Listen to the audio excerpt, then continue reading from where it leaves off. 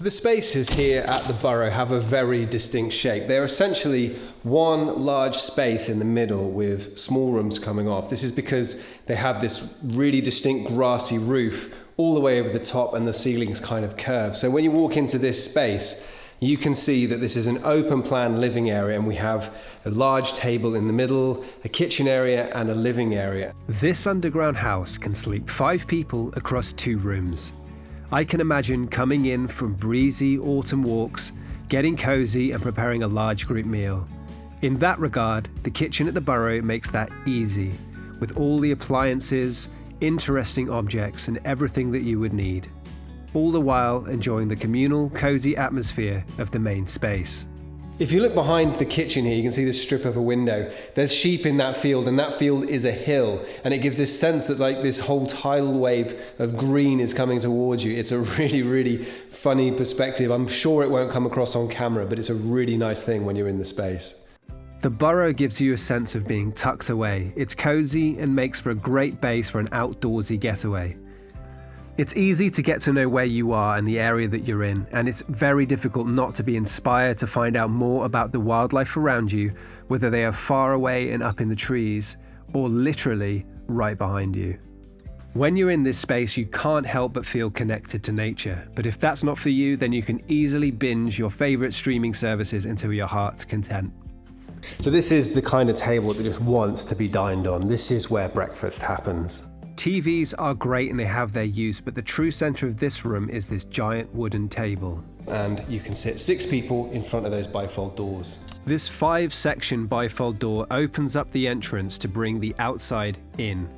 This is great for spring, summer, and maybe autumn. This is a bit of a trick, you see, because you walk in and you think it's just going to be a bath in a room, but actually you spin around and you realize, nope, this is my bedroom. This is a huge king-size bed with a gorgeous roll-top bath in here, framed nicely, and the light kind of pours in through this window. The master bedroom at the Burrow really goes for it in terms of impact, with its bold colors and its gorgeous, luxurious roll-top bath. This is the kind of room that you walk in and you suddenly think like you're maybe your royalty or something like that.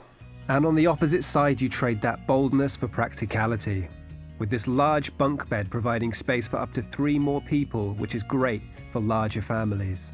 And that's something as a dad that I really struggle with. Traveling with 3 kids can be really expensive because you often have to get adjoining rooms in a hotel room or something like that. So the fact that you can get 3 kids in this space is a really nice feature.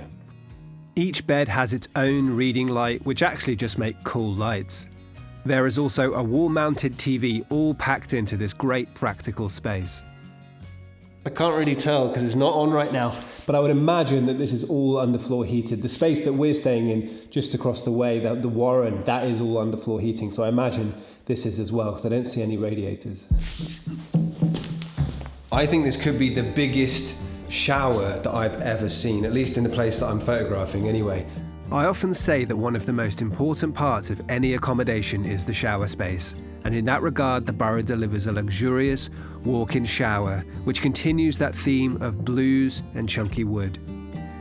But we need to leave the bathroom and the main space to really appreciate the uniqueness of this build. The Burrow is cut out from the hillside and it's almost invisible from some angles. From here, it's easy to see where the name comes from. The front of the building faces out towards the trees and is faced with stone. When you mix that with its unique grass roof, the space really starts to feel part of its surroundings.